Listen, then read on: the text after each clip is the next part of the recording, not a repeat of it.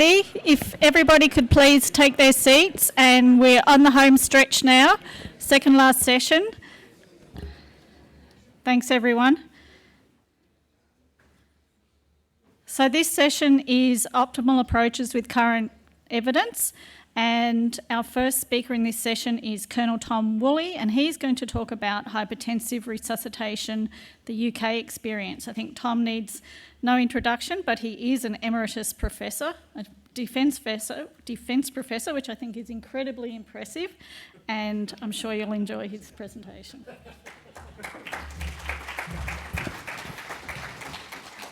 It's amazing how well he can do if there's not many people doing academia and military. So,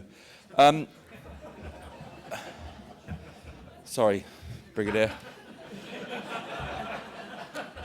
I'm not going to talk about the UK approach. I'm going to give you my thoughts on the matter because it might surprise you to know that I'm sometimes a bit of an outlier in the way I think. And what I'm really going to do is tell you how I think you should approach hypotensive resuscitation, and I'm going to tell you why there's no evidence and why you shouldn't believe people with big names standing up in front of you and telling you what they should do. Who knows what an oxymoron is? A figure of speech where two contradictory terms are put next to each other. Honest thief, pretty ugly, military intelligence, particularly now, and hypotensive resuscitation. Does anybody here tell me how you can be hypotensive and be resuscitated? It does not make any sense at all. If you look at the definition of hypotension, it tells you all sorts of things, but the thing it says here is it's a, oh, no, I don't want to do that one. It leads to a life-threatening condition called shock. So that seemed to be bad. If you look up resuscitation, all sorts of things come up about what it might be, but it's basically something to do with dead or dying people. You're trying to revive them, and there's no defined endpoint, which is really good for the people who want to define an endpoint, because they define the endpoint that meets their study results, and then they say, we've just proved that the endpoint is accurate. You can't be hypotensively resuscitated. So let's just change the name and call it permissive hypotension. That means I've now given myself permission not to resuscitate a patient, which means I can't be wrong. Excellent. Is there any evidence for it? So the very first THOR meeting, they came up with a position paper to look at some of the nomenclature and some of the knowledge gaps. And one of them they talked about was hypotensive resuscitation. And this is what people talk about, okay? They talk about raising blood pressure results in popping the clot. I mean, that's bollocks, isn't it? I mean, it just doesn't, it's not true. It doesn't, I just don't believe it. Now, everybody else in this room will say, of course it's true, but I just don't believe it. And I'll tell you why I don't believe it. If you look at the references that they chose for that paper, there are these four names: Bickle, Dutton, Morrison, and Cannon. Remember those, we'll come back to them. If you do a Medline search for all sorts of stuff, and I didn't spend weeks and weeks and weeks doing a fully comprehensive search, okay, but I just basically had a look through. You know, and there's quite a lot of research, there's quite a lot of hits that come out there, and they're all quite recent. If you filter that by clinical trials, you get 9 studies. So out of all of those are reviews, okay? They're all reviews of other people reviewing other people reviewing other people. Mostly people in this room reviewing reviews by other people in this room. This is the NICE guidelines in the UK, which are supposed to be really good. They had a look, what are the most clinically and cost-effective fluid resuscitation strategies in major trauma? 2 studies, Bickle and Dutton. If you look at the Cochrane Library Review, which is also supposed to be quite good. Oh, it's gone. It says here, we found no evidence for against or for early or large volume intravenous fluid resuscitation. So we're left with opinion. So let's go back to Cannon's opinion, all right? And what he said was that if the pressure is raised before the surgeon is ready to check any bleeding, the blood that is sorely needed may be lost because you overcome the obstacle offered by the clot. You know, that's a pretty good opinion, and actually I kind of would believe that. That's the only opinion that I've read that I might believe. But he also says, if you do it for too long, you get capillary stagnation, and that too long is bad for you. So the other thing that people forget about hypotensive resuscitation is the factor of time. Now, in the military environment, the factor of time is really important, and I'm not really going to go too much into that. And probably in Australia, the factor of time is really important. So if you have hypotensive resuscitation for 2 minutes, maybe that's okay. If you have it for 2 hours, maybe it's not. Now, I know we heard a little bit this morning that, that we had some hypotensive resuscitation, and not because they wanted to, but because they had no choice. And that's the other thing that we'll talk about in a second, is that patients do what they want. You think we've got control over what the patients do? We have no control. And I'm an anaesthetist, and allegedly I have control. Beecher, this is when we first talked about flow. He said, it's okay, oh no, that's the wrong one, there we go. It's okay to await with a systolic blood pressure to about 85 millimeters of mercury, hypotensive resuscitation. As long as you're well resuscitated, which is what this means, as long as his colour is good and his skin is warm. So if you're resuscitated, I don't care what your blood pressure is. But what he doesn't say is it's okay to be shocked and hypotensive for too long. So when I started looking at the research, I thought, well, I'm an academic, I've got an opinion, okay? And this is my current theory, and I've based it on some evidence, a cluster of evidence over here and a cluster of evidence over there. And each of those reference each other, probably, but each of those are come together because of their own cluster of evidence, right? That's good. So that's kind of how I should do my theory from all the evidence that's out there. Who wants to guess what hypotensive resuscitation citation network looks like? Doesn't look like a nice, discrete set of data leading on to one set of data. It's a ball of wool. And in the middle is Bickel, and we've got Holcomb, we've got Holcomb, we've got Holcomb, we've got Brohe, we've got Brohe, we've got European guidelines, Spinella. All these names here, we're all referencing each other. It's a self-licking lollipop. There are only 10 clinical trials in all of this, and the rest of it is all reviews. Now, I'm not saying it's wrong, by the way, I'm not saying that I don't believe in hypotensive resuscitation, or that I don't really. What I'm saying is I've got no evidence to say that it's any good. If you look through the papers, right, and you take out the head injury papers, God forbid we should study head injury, because we really don't want to know what happens in head injuries, so we always remove head injuries. Why? I don't know. If we take out the fluids, we're left with that. And if we take out, so any good academic people will come up with a study, they'll publish a paper on the protocol, then they'll publish some interim results, and then they'll publish the results, which will be negative, which means they've got 3 papers for their negative study. So we'll take out the interim papers, and we're left with Dutton, Bickel, Marty Schreiber, Carrick. It's the same sort of names. If you look through their bibliographies, again, we've got very little evidence. So I did try and sort of put it all together. The in-hospital studies. Okay, this is what there is. If you get to theatre quickly, you do better than if you don't get to theatre quickly. I'll talk about Dutton and Carrick in a minute. This one here, Cotton et al. DCR patients did better. People with 14 litres of crystalloid do badly. So if you don't give them 14 litres of crystalloid, you do better. So what this paper tells you is that saline is bad for you. Duke et al., same detail, right? 11.6 litres of crystalloid versus 3.2. So is DCR doing better than that, or is that doing worse than this? In the animal studies, there's a little bit more evidence in the animal studies, okay, but we'll go back to 1993. So there's a lot of people quote this, and actually you could read this and go, yeah, popping the clot does exist. So this is a lethal hemorrhage model, and they resuscitated the animals to mean arterial pressures of low, 1460, and then higher, 80. 1460, there was no increased bleeding, but the 80 millimeters of mercury group got increase of bleeding, implying that once you raise the blood pressure, you increase the bleeding and pop the clot. But how did they increase the blood pressure? They gave it 6 mils per kilo per minute up to 90 mils per kilogram. So for a 70 kilogram patient, because all of us in this room are 70 kilograms, although funnily enough, in Australia, more people appear to be 70 kilograms than in Plymouth, where I live. Maybe that's just the weather, I don't know. But 6.5 litres of fluid at 420 mils a minute, who resuscitates a patient like that ever? And by the way, that's saline. So, you pop the clot, well, of course you will.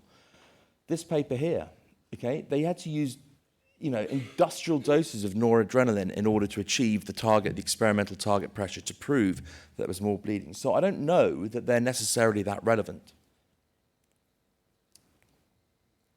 So this is Dutton's study. So he thought he would do a study to see what happens if you randomize people to be hypotensive resuscitated or not. And he chose 70 as the hypotension and 100 millimeters of mercury as the normotension. And that was done in a controlled environment by some very clever people in a level 1 trauma center where they planned to do this, and they had a protocol.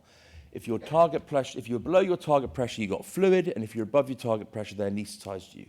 So if you were hypertensive, you didn't get an anaesthetic, maybe that's bad. Anyway, and what do they find? The patients had the same blood pressure. Except, well, it's different, right? There's a difference between the groups, but it's all above 100. There was no hypotensive group. Why is that? Because patients do what they want.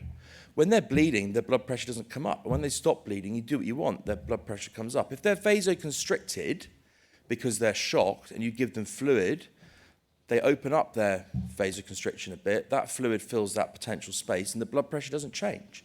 So if you've been shocked, giving fluid, to me, doesn't necessarily raise your blood pressure. And by the way, as I said, they're going to do what they want. This is the other study that was done, interruptive hypotensive resuscitation for people who had torso hemorrhage. You know, that's a good trial.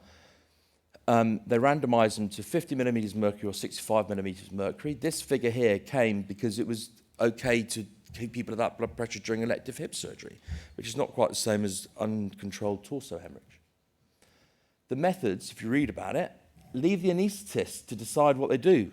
How many anaesthetists here pay any attention to the patient and just spend their time playing Sudoku and drinking coffee?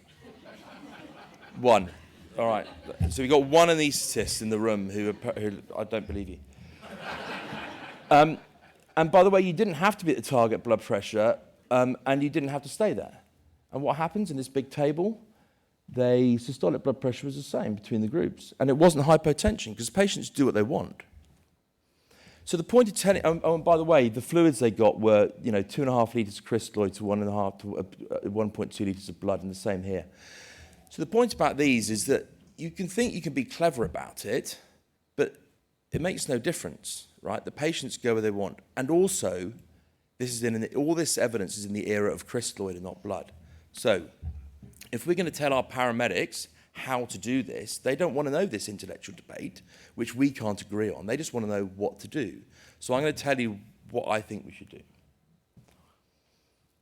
First of all, you can't do hypotensive resuscitation. Not only is it an oxymoron, and I don't believe it, you can't actually do it, so why bother?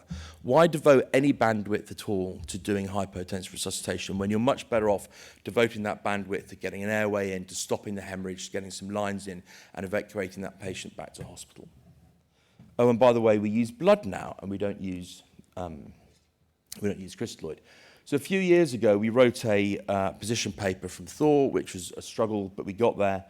And basically, we wrote it in the context of prolonged resuscitation, mainly pre-hospital, so not necessarily in hospital, but I believe it applies in hospital as well, pre-hospital, and that it's a blood-based resuscitation. So that's where we're coming from, and it is an opinion, and I'll show you in a minute. We very clearly state it's an opinion. It's based on no evidence. So the first thing we say is, oh, wrong one again. The first thing we say is never let the blood pressure fall below 90. So you might arrive there and the patient's got their blood pressure below 90, so radial pulse. Once you've brought the blood pressure up, don't let it drop again. That's the first thing. So don't practice hypotensive resuscitation. And that if you are going to measure anything, try and measure some flow-based parameters because they're probably much more important than blood pressure itself. If you go back to World War I and you look at some evidence about what happens to blood pressure, they talked about a couple of cases here. So they did quite a lot of research, which, just as I said the other day, just because it's old data doesn't make it bad data. So this was a patient who was collapsed with a systolic blood pressure about 30 millimeters of mercury and was given 2 pints of saline.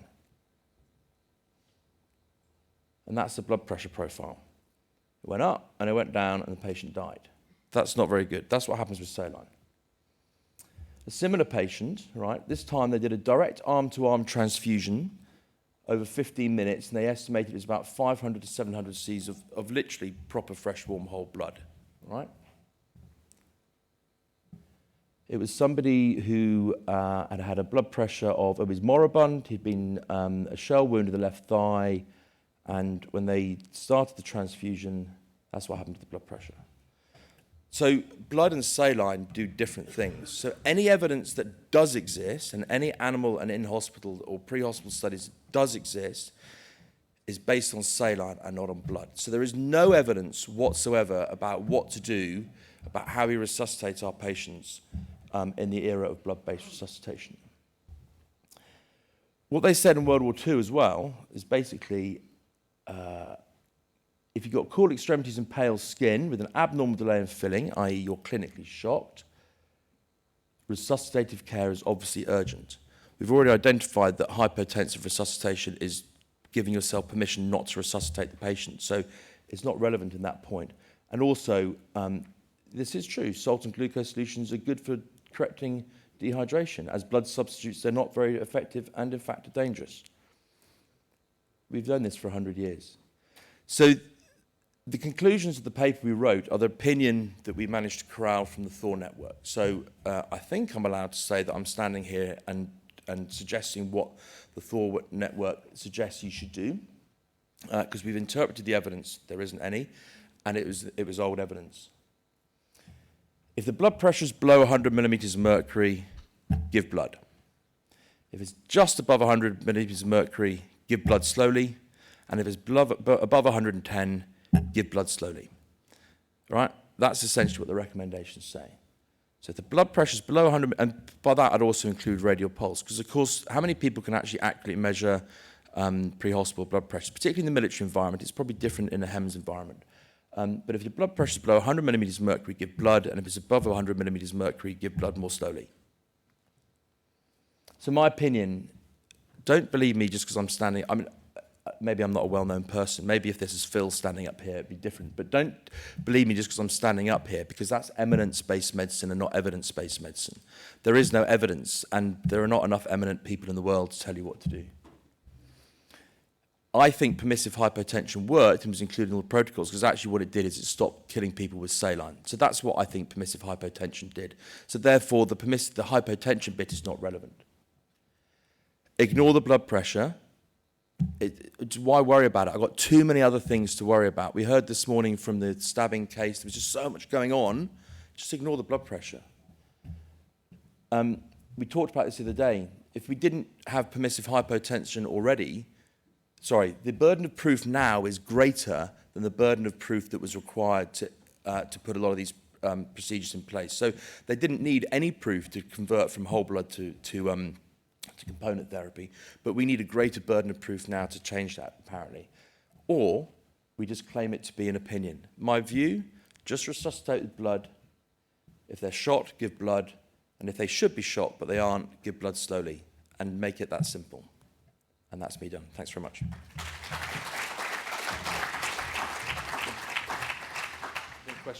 Questions at the end?